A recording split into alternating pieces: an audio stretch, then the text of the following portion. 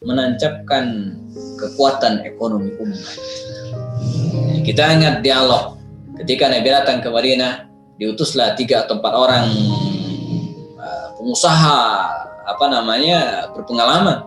Ada Abdurrahman bin Auf, ada Abu Bakar Siddiq, Utsman bin Affan, Talha bin Ubaidillah dan lainnya. Kata Nabi, coba kalian cek di Madinah ini siapa yang menguasai ekonomi. Maka mereka laporan, ya Rasulullah, ternyata Madinah ini dikendalikan oleh orang-orang Yahudi.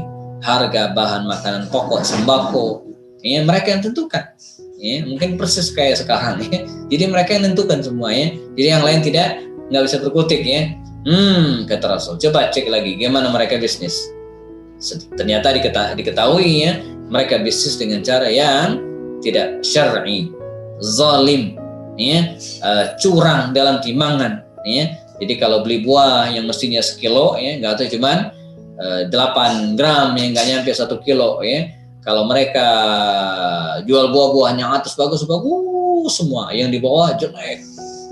Ya. Kata Rasul, hada laisa suquna, ini bukan pasar kita.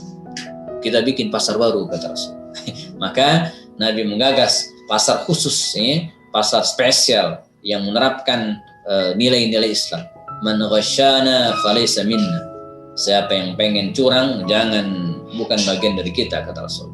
Wailul lil mutaffifin alladzina idza iktalu 'alan nasi yastawfun wa idza kaluhum aw zanuhum yukhsirun. Nah, enggak boleh curang dalam timbangan, ya. Tidak boleh juga numpuk barang, ya. Dilakukan dengan sedemikian luar biasa, tidak ada riba di dalamnya. Maka lambat laun, ya, ketika sebuah bisnis dikelola dengan sesuai tuntunan syariah, dilaksanakan dengan profesional, maka orang-orang pun akan berduyun-duyun datang. Dan itulah yang terjadi. Sehingga dalam waktu singkat, Madinah yang tadi kuasai ekonominya oleh orang-orang Yahudi, pelan tapi pasti jatuh ke tangan kaum muslim. Mereka yang mengendalikan. Sampai bahkan suatu saat ketika Madinah diserang musim panas yang terik luar biasa, kemarau lama tak turun hujan, ya, sehingga ada sebuah sumur milik Yahudi Yosef namanya pun akhirnya berada dalam kekuasaan kaum muslimin, ya, dengan kecanggihan bisnis seorang Utsman bin Affan radhiyallahu anhu. Lalu, ya, apa korelasinya dengan zaman kita hari ini? Ya, menggalakkan, menyuntikkan gitu kan kekuatan-kekuatan ekonomi umat dengan spirit entrepreneurship. Ya, jadi kita galakkan lagi, kembangkan lagi jiwa-jiwa entrepreneurship. Anak-anak kita hari ini, ya, harus bangkitkan jiwa entrepreneur. Mengapa demikian? Karena negara kita yang gemah ripah Syanawi yang kaya luar biasa ini, siapa yang akan mengelola kalau bukan kita sendiri? Kalau kita tidak kelola, dia akan dikelola oleh orang lain. Ya, kita bayangkan negeri kita ini kaya raya. Apa yang nggak ada? Semua ada. Di masa pandemi ini sengaja tidak sengaja banyak orang yang terpaksa karena nggak ada kerjaan mungkin, ya, nanam berbagai macam tanaman di samping rumahnya, di pot-pot, dan hasil luar biasa. Saya di samping rumah saya, ya, ada tanah sangat-sangat cuman 2 meter di depannya, di belakangnya 1 meter, panjangnya sekitar 15 meter, seperti ruang bangun trapesium begitu, ya. Kita dilemparin bayam, ya, tumbuh, cabai tumbuh. Sehingga di masa pandemi ini kita panen.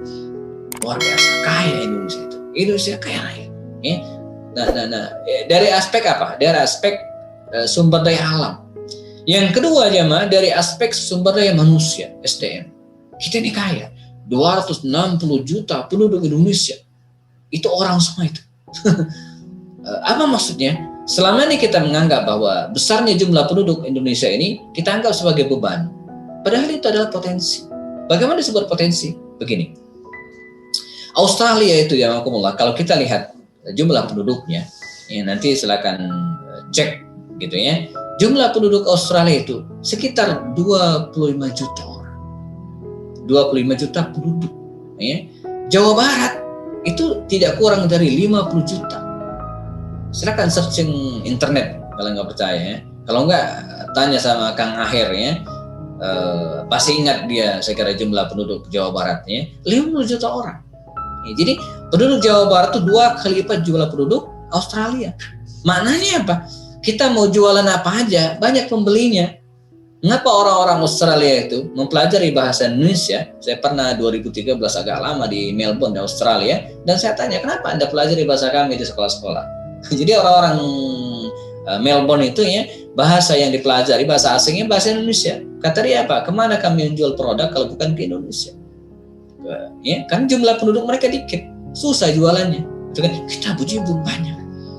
Saya dari tahun 2010-an ya, hampir 10 tahun ya, ketika full ya berwira swasta dan tidak terikat satupun dengan perusahaan, tidak menjadi karyawan ya, dan menggeluti beberapa usaha, walaupun tidak full karena harus diimbangi dengan mengajar, ngisi ta'lim tasfiq, tapi lillahilham, luar biasa ya.